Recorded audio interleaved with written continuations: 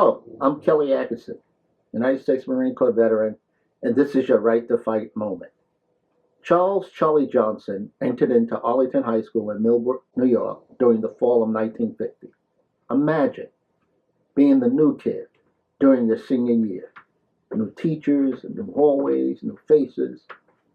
Now imagine being the only African American student in the entire senior class during a time when much of America was still segregated. Many would have felt alone or afraid, but not Charlie. From the moment he walked through those doors, people noticed something special. Charlie greeted everyone with a warm smile. He treated others with respect. He showed kindness first and always. Soon, classmates voted him class vice president. Later, they chose him for most friendly and best manners, and even best physique. For a young black man in 1950 in a mostly white school, this acceptance was remarkable. It showed that people saw beyond color. They saw character. Teachers remembered him as polite and hardworking. Friends recalled a young man with a gentle laugh and a strong sense of right and wrong. He lifted others up, not with force, but with friendship.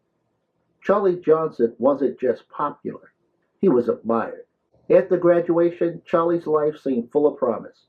He could have chosen many paths: college, athletics, a job close to home. But Charlie felt a deeper calling.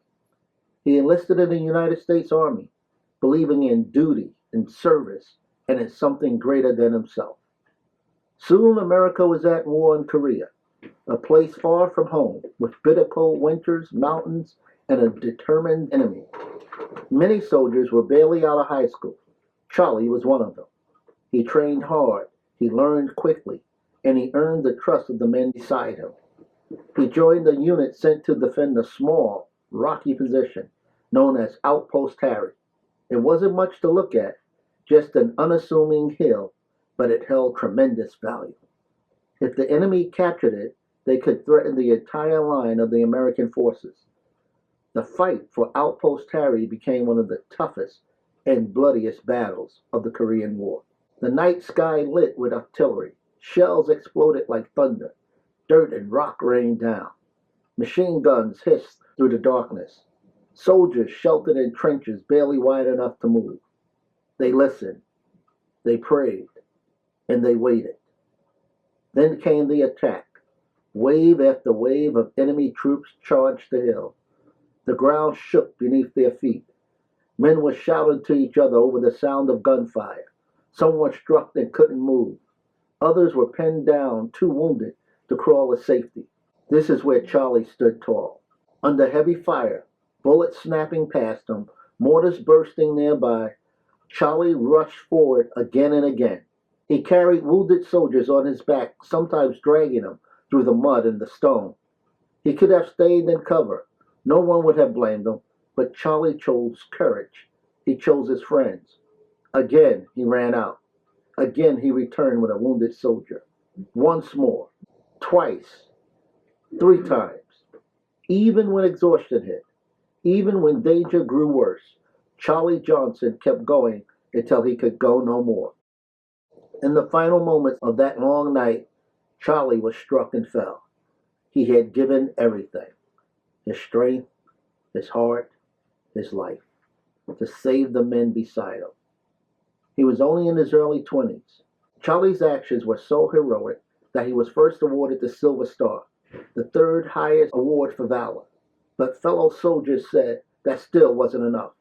They remembered his courage clearly, the way he charged into danger so others might live. They told and retold his story. They kept it alive.